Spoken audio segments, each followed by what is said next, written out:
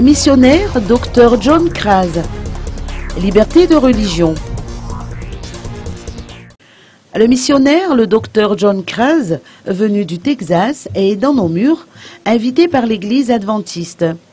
Dès demain, il rencontrera le public, une occasion pour lui de donner plus d'explications sur sa mission, qui consiste à véhiculer ce qu'il entend par liberté de religion. Écoutons ses explications.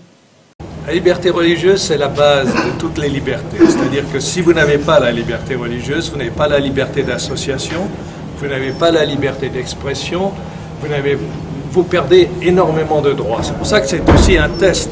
Quand on attaque cette liberté, ça veut dire que les autres libertés vont être perdues également. C'est pourquoi c'est si important, et comme vous le savez, elle fait aussi partie des droits de l'homme.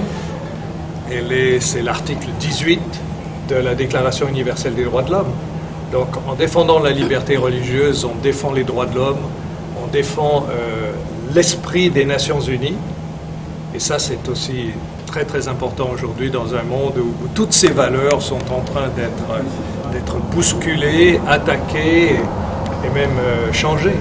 Donc il faut savoir où on va, et il faut bien la défendre, bien la présenter, bien la promouvoir. Vous avez dit il y a une menace contre cette menace.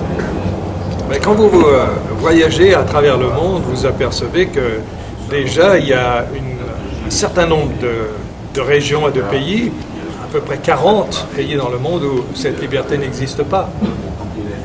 Vous avez aujourd'hui le pire qu'on ait vu depuis très très très longtemps, c'est-à-dire qu'on tue les gens qui n'ont pas la même religion que soi.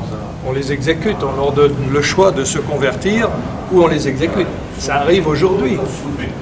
On a aujourd'hui des milliers de femmes qui n'ont pas la religion convenable selon certains et qui sont réduites à l'esclavage, qui sont vendues, qui deviennent des objets sexuels que l'on vend. C'est-à-dire que ça, on ne le connaissait pas il y a 20 ou 30 ans. Il y a 40 ans, par exemple, quand j'ai commencé vraiment à travailler pour la liberté religieuse et à m'y intéresser, le monde était divisé en deux. C'était le bloc communiste et le bloc capitaliste ou démocrate, etc. Mais dans le bloc communiste, on n'a jamais vu des exécutions simplement parce que les gens ne voulaient pas changer de religion ou les gens voulaient garder la religion. Il y avait une répression, il y avait une oppression, c'est clair, sur les religieux, mais ça variait. Par exemple, les dernières années du bloc soviétique, c'était déjà, il y avait énormément de progrès dans ce domaine-là.